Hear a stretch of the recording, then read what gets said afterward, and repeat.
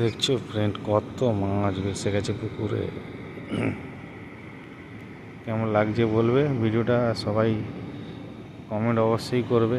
তো তোমরা কেউ কমেন্টও করছো না, কেউ লাইকও করছো না, ভিডিও দেখে স্ক্রল করে বেরিয়ে যাচ্ছ, তারপরে চ্যানেলটাকে কেউ সাবস্ক্রাইবও করছো না।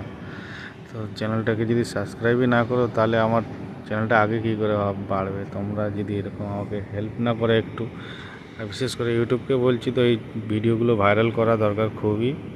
যে এত খেটে ভিডিও বানাচ্ছি, কেউ ভাইরালই করছে না, ইউটিউব সাজেস্টই করছে না ঠিকঠাকভাবে।